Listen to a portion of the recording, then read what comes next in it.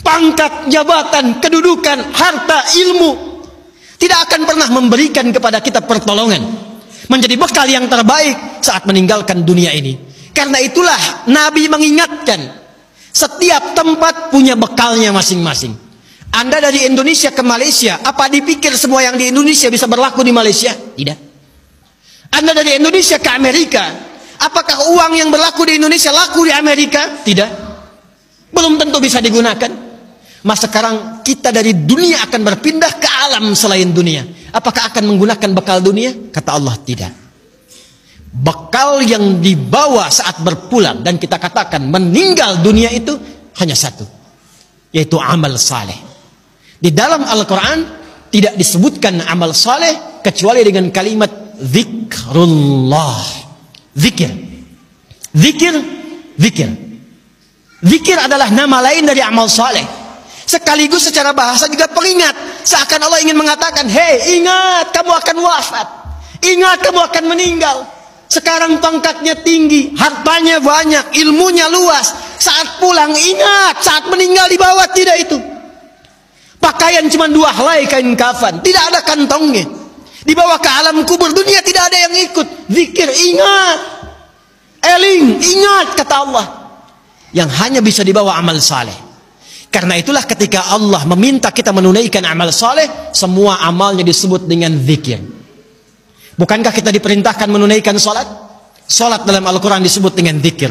Quran surah ke-20 Taha di ayat ke-14.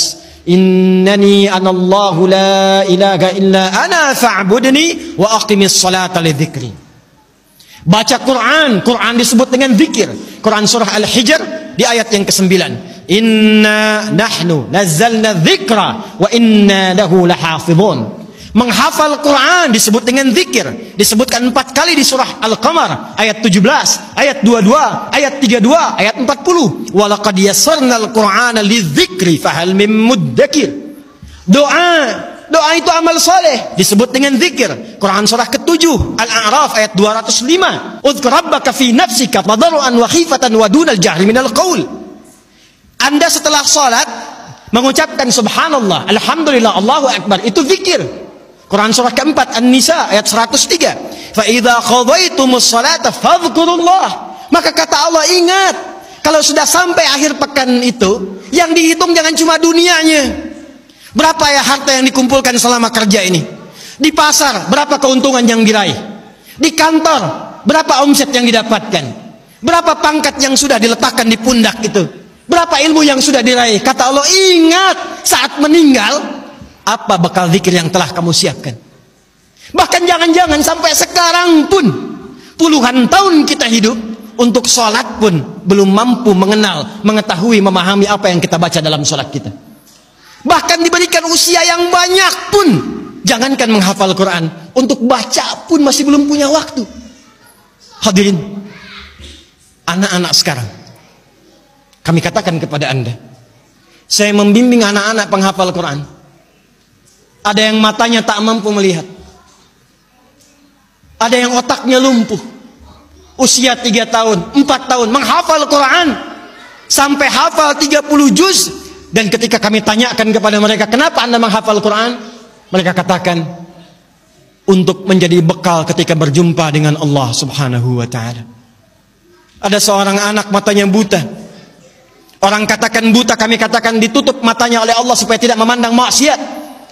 Dia menghafal Quran, bapaknya menggendong, menaikkan ke motor, diantarkan ke penghafal Quran sampai selesai hafalan Qurannya. Ketika dia pulang ditanya, kalau kami ingin berikan hadiah, apa yang kau harapkan? Kata beliau, saya hanya ingin doa saja, supaya Allah meringankan hisab saya di hari kiamat. Saya ingin katakan, ya Allah, saya mengakui saya banyak berbuat dosa, maka mohon dengan Quran yang telah hamba hafalkan ini, kurangi hukuman kami ya Allah, ringankan hisab kami ya Allah. Anak kecil, matanya buta, belum baligh, belum berlaku hisab, menghafal Quran supaya minta hidupnya diringankan di hadapan Allah dari dosa-dosa yang mungkin dilakukan.